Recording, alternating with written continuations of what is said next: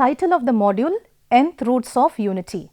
In this module, we are going to learn about nth roots of complex numbers, and we are going to specifically focus on nth roots of unity. These concepts are explained with various results and examples. Some key remarks associated with it are provided to get a firm grip in the topic. You all might be familiar with the idea of taking square roots and cube roots. The square root of a number is nothing but a number whose square gives us the original number. This scenario can be extended to the cube root, fourth root, and so on. Thus, for any finite n, the nth root of a complex number is a number which, when raised to the nth power, gives us the original number. In mathematics, a root of unity, occasionally called a de Moivre number, is any complex number that yields 1 when raised to some positive integer power n. The roots of unity are used in many branches of mathematics and are especially important in number theory, the theory of group characters, and the discrete Fourier transform. The nth root of a complex number. Consider a positive integer n greater than or equal to 2 and a complex number z0. The solution of the equation z power n is equal to z0 is defined as the nth root of the complex number z0. We shall see a theorem. Let z0 be equal to r cos t plus I sin t be a complex number with r greater than 0 and t belonging to closed interval 0, open interval 2 pi. The number z0 has n distinct nth roots given by the formulae zk is equal to nth root of r cos t plus 2k pi by n plus I sin t plus 2k pi by n, where k varies from 0 to n minus 1. The proof: let z be an arbitrary complex number. Change the complex number z into polar form with the extended argument as follows: z is equal to rho cos phi plus I sin phi. By definition, we have z power n is equal to z0, or equivalently rho power n cos n phi plus I sin n phi is equal to r cos t plus I sin t. From the above equation, we can observe that rho power n is equal to r and n phi is equal to t plus 2k pi for k belonging to z, which then implies rho is equal to nth root of r and phi is equal to t by n plus 2k pi by n for k belonging to z. Therefore, the roots of the equation are zk is equal to nth root of r cos phi k plus I sin phi k. We shall see some examples to better understand this. We shall now see an example to find the fourth root of a complex number. So, I have a complex number z is equal to minus 1 minus I, and I am going to find the fourth root of it. So, the usual technique of finding the polar representation, we are going to do that first. So, the polar radius of z is calculated as r equal to root of x squared plus y squared. So, since we have minus 1 here, so minus 1 squared plus minus 1 squared, which is root 2, and the polar argument, which is the angle, is calculated as t equal to tan inverse of minus 1 by minus 1. So, y by x, so minus 1 by minus 1 plus pi. Since there is a negative x involved, we need to add plus pi. So, the angle is phi pi by 4. So, the polar form is root 2, so which is your polar radius r, into cos t plus I sin t, which is root 2 cos phi pi by 4 plus I sin phi pi by 4. So, I have represented that. So, this is a polar form of z. I need to find the fourth root. So, it is square root, cube root, and then fourth root. So, zk, now we have already seen in the theorem that there is a formula for that. So, I am just applying that formula. So, zk is equal to 8th root of 2, which is equal to cos phi pi by 4 plus 2k pi by 4 plus I sin phi pi by 4 plus 2k pi by 4, and where k is equal to 0, 1, 2, 3. And now we know z0, just keep the r as such, and we just have to substitute k is 0 here. So when k is 0, this will get cancelled. So 2k pi will become 0. So I am left with 5 pi by 4 by 4 plus I sin 5 pi by 4 by 4, which is equal to this term. Then the second term I have to calculate. So k equal to 1 here. So I will have 5 pi by 4 plus 2 pi divided by 4.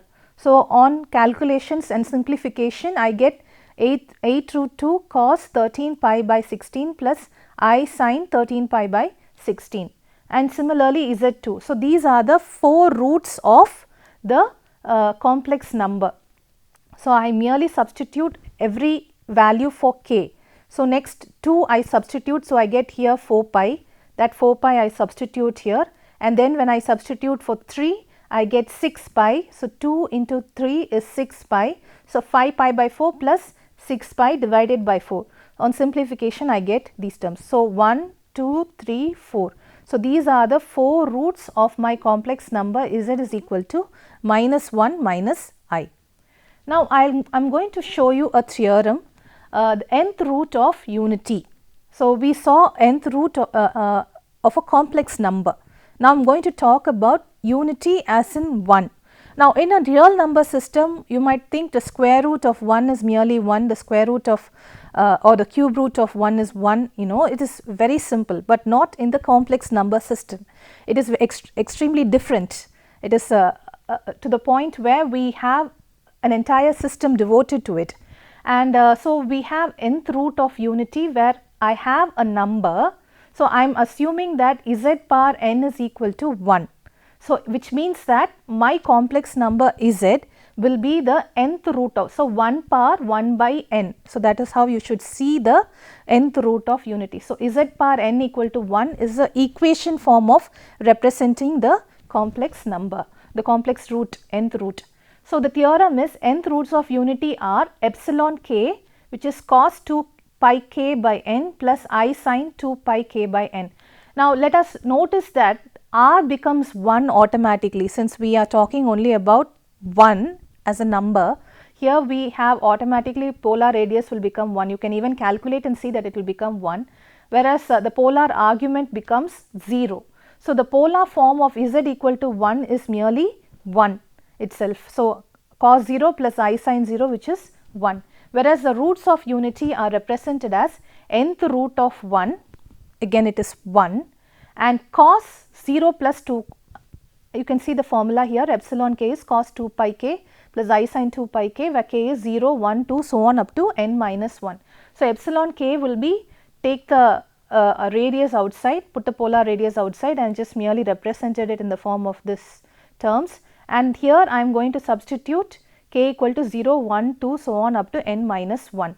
So which means that epsilon naught or epsilon 0 would be 0, because when I substitute k equal to 0 here, it becomes 0. So cos 0 plus I sin 0, which is 1. What is epsilon 1? I substitute 1 instead of k. So 0 plus 2 pi by n. So cos 2 pi by n plus I sin 2 pi by n. Epsilon 2 would be cos 4 pi by n plus I sin 4 pi by n. By changing the value of k, I am getting so many values. So epsilon n minus 1 would be cos 2 n minus 1 pi by n plus I sin 2 n minus 1 pi by n, which is nothing but epsilon 1 the whole power n minus 1. You can check with these terms. So we notice that epsilon power n minus 1 is epsilon 1 the whole power n minus 1. So I have found that is the nth roots of unity are given by this format. So that is the theorem. Now we move on to the next theorem or proposition. The sum of the nth roots of unity is 0. So how do I do that? Is I have to prove that if these are epsilon 1 is the first root, let us say epsilon 1 squared, so on. So the nth root epsilon 1 squared, cube, so on up to epsilon 1 power n minus 1 is equal to 0. This is what I must prove. Sum of the nth roots of unity is 0. So for that I am just going to use our usual arithmetic progression formula. And you know that 1 plus epsilon 1 plus epsilon 1 squared plus epsilon 1 cube plus epsilon 1 the whole power n minus 1 is 1 minus epsilon 1 the whole power n divided by 1 minus epsilon 1, right. So, this is the usual arithmetic progression formula. I am just taking the 1 minus epsilon 1 from the denominator to the left hand side of this. So, I am getting this term here, and on multiplication what I am getting here is this, I am just expanding this term. On the left hand side I have this, I am just multiplying these terms and I am getting, so when I multiply by 1 I get the same term, set of terms again, and when I multiply by minus epsilon 1 I am getting the other set of terms here. As you can see, this epsilon 1 and minus epsilon 1 will get cancelled, epsilon 1 squared and minus epsilon 1 squared will get cancelled, and so on. All you are left with is 1 minus epsilon 1 the whole power n, the rest of the terms would get cancelled. So, which means that this is equal to 1 minus epsilon 1 the whole power n divided by 1 minus epsilon. So, since we had, so which means from this into this is equal to 1 minus epsilon 1 the whole power n. Therefore, this entire set of terms, so 1 plus epsilon 1 squared plus epsilon 1 cube, so on up to epsilon 1 the whole power n minus 1 would be 1 minus epsilon 1 the whole power n, which we got here, divided by 1 minus epsilon. But what do we know about epsilon 1 the whole power n? That is the nth root of unity. We just saw in the earlier theorem that that is equal to 1. Hence, 1 minus 1 divided by 1 minus epsilon 1, which is equal to 0. Hence, I am getting that all the nth roots of unity, when I add them together, you are ending up with 0. We shall see one more theorem. The product of nth roots of unity is minus 1 the whole power n minus 1. So, I need to prove that just like we did in the sum of the roots of unity, nth roots of unity, we need to find the product of the nth roots of unity. So, I am just multiplying all the nth roots. So, 1 epsilon 1 squared, so on up to epsilon 1 the whole power n minus 1. I need to prove that the product of these terms is equal to minus 1 the whole power n minus 1. Now, how do we go about this? Very similar to how we did it in the earlier theorem. 1, I just write down the left hand side of this. So, 1 epsilon 1 squared, so on up to epsilon 1 the whole power n minus 1. This is equal to, so 1 can be written as epsilon 1 the whole power 0, epsilon 1 the whole power 1, and so on up to epsilon 1 the whole power n minus 1. I take epsilon 1 to be the base, and I am taking all the powers to be common here. So, 0, 1 plus 2 plus so on up to n minus 1, and that is equal to, and we know the Gaussian formula for the sum of the terms, sum of n numbers is n into n minus 1 by 2. So, up to n minus 1 means we have n into n minus 1 by 2. So, I use that Gaussian formula. So, epsilon 1 the whole power n into n minus 1 by 2, and from that I write epsilon 1 the whole power n the whole power n minus 1 by 2. And we know that when we write this is merely geometric progression. So, 1 epsilon 1 squared, so on up to epsilon 1 the whole power n minus 1 is equal to 1 the whole power n minus 1 by 2. So, why is that? Because we know epsilon 1 the whole power n is equal to 1. So, we have already seen that in the previous theorem that this is equal to 1. So, I have just substituted 1 here. And well, let us go for another polar representation of this term, which is e power I 2 pi is equal to cos 2 pi plus I sin 2 pi. Now, cos 2 pi plus I sin 2 pi is this is Euler's formula, if you can recall, and this is Euler's formula, but e power I 2 pi would be cos 2 pi plus I sin 2 pi, whereas cos 2 pi we know that it is equal to 1 and I sin 2 pi would be 0. So, instead of 1 I am substituting e power I 2 pi here, and there is a 2 here, there is a 2 here. So, the powers are simply carried forward. So, 2 and 2 will get cancelled. So, I am left with e power I pi the whole power n minus 1. So, e power I pi is this, which is equal to 1. So, this is Euler's formula, e power I pi plus 1 is equal to 0, and therefore, instead of e power I pi I substitute this is equal to minus 1. You can also check cos pi is minus 1 and sin pi is 0. So, this is also going to yield you minus 1. So, minus 1 the whole power n minus 1. So, I have proved my theorem. The product of the nth roots of unity is minus 1 the whole power n minus 1. So, we shall see an example problem to demonstrate the nth roots of unity. So, I am going to find the fourth root of unity of z equal to 1. So, merely just saying fourth root of unity itself means that I am going to find the root of fourth root of z equal to 1. Now, what is the polar radius here? Usual formula, r is equal to root of x square plus y square. So, there is no imaginary part here. So which means that y will be 0. So 1 squared plus 0 squared is 1. Polar argument is tan inverse of y by x. So tan inverse of y by x, but y part, the imaginary part is 0, therefore I substitute 0 and x is 1, and so I get tan inverse of 0, so which is 0 again. What is the polar form here? So cos 0 plus I sin 0, which is equal to 1. What is the nth root of unity? As we know the formula, epsilon k is equal to cos 2k pi by n plus I sin 2k pi by n, where k is 0, 1, 2 up to 3 only. So since we know that for the nth root of unity, we go all the way up to n minus 1. So here we are talking about the fourth root of unity, which means that we have to go from 0, 1, 2 and then we stop at 3, which is n minus 1 here. So this is 0, 1, 2 and 3. So epsilon now naught would be cos 0 plus I sin 0, which is equal to 1 obviously. Epsilon 1 would be cos 2 pi by n, right. So 2 pi by n. So k is 1 here and pi n is 4 here, since we are talking about the fourth root of unity. So cos 2 pi by 4 plus I sin 2 pi by 4. What is 2 pi by 4? It is pi by 2. So cos pi by 2 is 0, whereas sin pi by 2 is 1, but you have an I here. So 0 plus I, which is I. What is epsilon 2? Cos 4 pi by 4 plus I sin 4 pi by 4. As you can see, n I have substituted and I have substituted the value of k to be 2. And then here I am getting, so cos 4 pi by 4 would be pi itself. So cos pi is minus 1 we know, whereas sin pi is 0. So minus 1 plus 0, which is minus 1.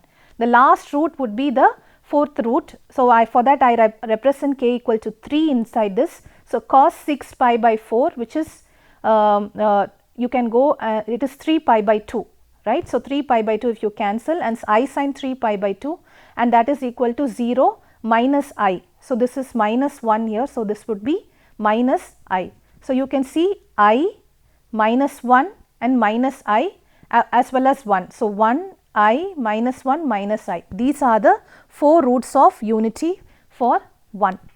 In this module, we have learnt about the nth roots of complex numbers with special focus on the nth roots of unity. These concepts were explained with some various results and examples. Some key remarks associated with it were also provided. I hope that this was useful for you to understand about nth roots of unity and the nth root of a complex number. Thank you.